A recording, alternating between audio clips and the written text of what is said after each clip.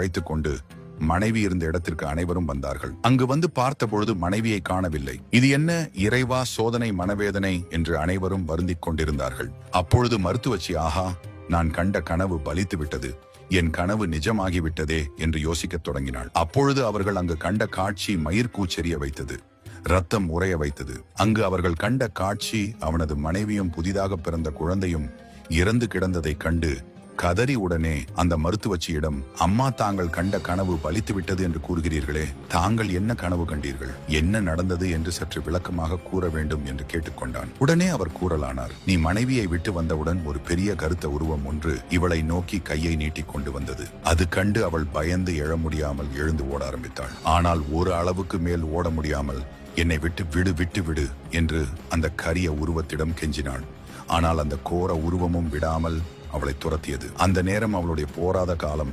அவள் அங்கிருந்து மாட்டுச்சாணியில் கால் வைத்து வழுக்கி விழுந்து உயிர் நீத்தாள். அதே நேரத்தில் அவள் உடலில் இருந்து உயிர் பிரிந்து வானளாவி ஒரு பயங்கர ஜோதி ரூபமாய் கோடி சூரிய பிரகாசமாக தோன்றி நீண்ட உருவமாய் திறந்த வாயுடனும் கைகளில் வேலுடனும் ஆயுதங்களுடனும் அந்த கரிய கொடிய உருவத்தை நோக்கி வந்து அவனுடைய மார்பை பிளந்து அந்த பெண்ணின் காலடியில் போட்டு விடுகிறது.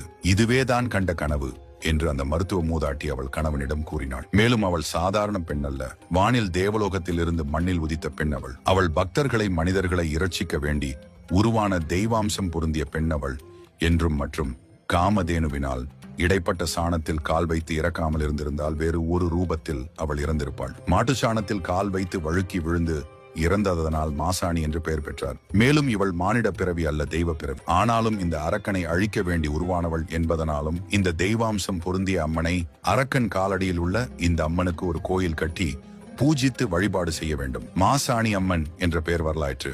இந்த அம்மனை தொழுபவர்களுக்கு பில்லி சூனியம், மாதவிடாய் கோளாறு, பேய் பிசாசு முதலிய பிடித்திருப்பவர்கள் ஒரு முறை மாசாணி அம்மன் கோயில் சென்று வணங்கிவிட்டு வந்தால் அத்தனை பீடைகளும் நோய்களும் துன்பங்களும் நீங்கும் என்றும் மாசாணி அம்மன் வரலாறு கூறுகிறது.